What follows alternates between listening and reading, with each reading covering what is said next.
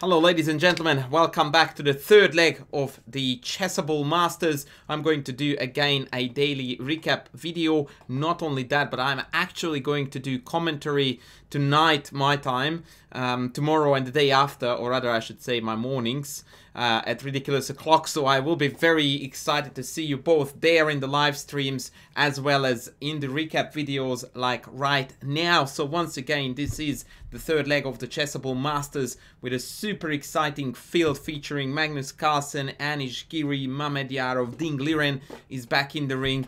But we have got the new wave represented here too. The youngest grandmaster in the world, Abhimanyu Mishra, is among the contestants, as well as the chess streamer legend Eric Hansen, aka Chessbra, and of course many others, making this field a super exciting one to watch. And today I'm going to analyze a little bit the game between Nils Grandelius against Magnus Carlsen, the reigning world champion. So Grandelius is white, Maggie is black. I am going to flip the board in a little bit, but for the time being we are going to go as is, so that at least the layout is correct for a little while. It was an Alpine Sicilian, but a weird one, because here Carlsen played knight f6, a very interesting mix between the d5 and the knight f6 line, and it allows white to place for certain c4 ideas, keeping this extra pawn, although it's not really that good of an idea. Actually, that's what Grandelius did. He played check and then played c4. Now, generally speaking, the idea for black is to break with e6, and after something like e6, take, queen e2, queen trade, or even just play a bishop developing move, the two bishops provide plenty of compensation for the pawn deficit, and these bishops will be spoken about at length later on in this video. What Nils Grandelius did here instead was very awkward or interesting, or I don't know what word to put here. By playing d4, he sort of mixed the two ideas, and now he's keeping the pawn, but also seemingly he is interested in opening up this position, which of course is going to favor the two bishops. E6, and look how these pawns are going to, at least some of them, disappear very quickly. And I'm going to do the flipboard action now. So a pair of pawns gone, and right away you go like, whoa, this is open, this is open, this is open. It is looking like fun times for black already. And here knight a3 was a touch too optimistic. Grandelius must have thought that he was going to recuperate this pawn without any dramas by playing knight to c4. He actually overlooked here a move that Carlsen overlooked too, and I really like it. This line that I'm going to show you here is actually something I found with the help of the engine, but it's absolutely divine. Check this out. b5 wasn't played, but we will talk about this move in a bit.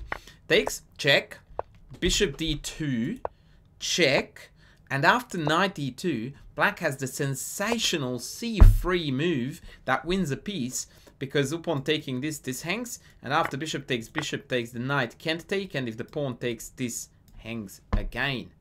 What an idea! Now instead Maggie went knight d5, which was also okay, and here bishop d4 was just a terrible, terrible move. Obviously he didn't want to give up both of the bishops like so, and then the pawn, but this may have been the lesser evil compared to the game, where after knight f4, now the Kasparovian octopus knight, to rip out one of the best pages from Kasparov's book, is going to appear on the board with elementary power. And now after the forced king f1, queen d5, this is already game over pretty much. Knight f3, bishop f5, threatening a check here. Queen check, bishop back, queen b4, and Magnus misses again a vitally important move. I really don't know what went wrong in his calculation, because I guarantee you that this move would have been on his horizon. Obviously can't be captured because queen f3 just mops up. Whereas after check, we have bishop e7, and after c6, which is a mate threat, we just castle. And if either takes on e7, we take g2, we take f3, and we take the w like the boss we are when we are the world champs. Not sure why Magnus didn't do this. He must have seen some ghost, perhaps with the check and then another check. But in this case, the king actually does the walkie-walkie all the way to here. And yeah, it's just all over again. Anyway, so Magnus thought, nah, I don't need to do any of this. I will just play b5 and I will be completely winning.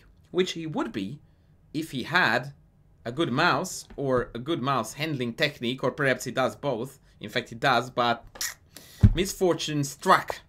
And instead of playing b5, he mouse slipped to b6. Oh no, my mouse. And now comes the second game, when he needs to re-win the already won game. Super exciting stuff to see how a world champ bounces back from such a fiasco. Like, oh my god, man. We went from -7 to dead 0, just for the record. So this is a huge mental issue to recover from. But boy, he recovers like a world champ. Funny that. f6 creates a square for the king. c3. And from here on out, watch the light squared bishop. This c3 move is basically the introduction into this bishop becoming a beast here, becoming a beast here, becoming a beast everywhere. King f7, knight e3, queen back. We're happy to trade the queens and then have the two bishops who are amazingly powerful. And that's exactly what happens here. And now comes the crucial point in the game. Note that Grandelius is down to 1 minute. Magnus plays knight e6, introducing this, but also this check here, which then threatens like check, king random, knight takes, bishop takes, and the light squared bishop again is the hero of the day. So he goes g3, but boy, he just made this look like $1 million. Wowzers! And now Magnus just goes after him like there was no tomorrow. Check this out. Check. The knight can't take because of the pin. Pawn takes. Check. Forcing the king to d1. King d2 loses to bishop b4. No other legal moves.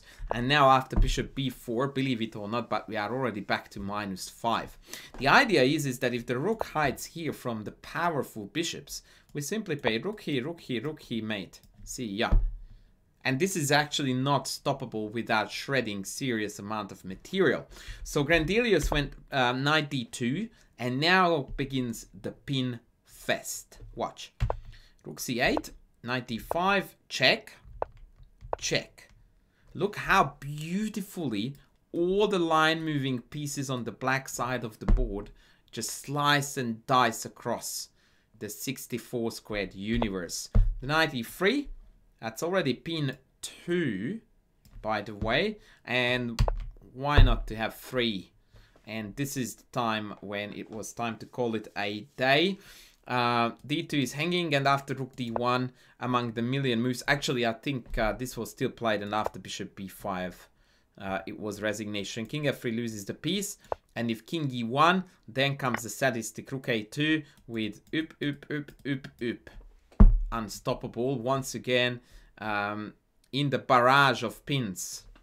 White has got nothing left. So that was the super exciting how to win a game twice mission done by the reigning world champion. But I must mention that Abhimanyu Mishra played really well. He defeated Mamedyarov, had the upper hand against Ding Liren, so he is already scoring goals, which is super exciting to see. So let's see what happens in about 5 or so hours. I will hopefully see you there. So if you watch this as soon as it goes up, then I hope to catch you in the live commentary as well. Otherwise, I will see you in the next YouTube video. But before I let you go, please don't forget to comment, to like, to sub, to help me to score goals with the algorithm. That's it for me now. I will see you tomorrow in the next recap video. Bye.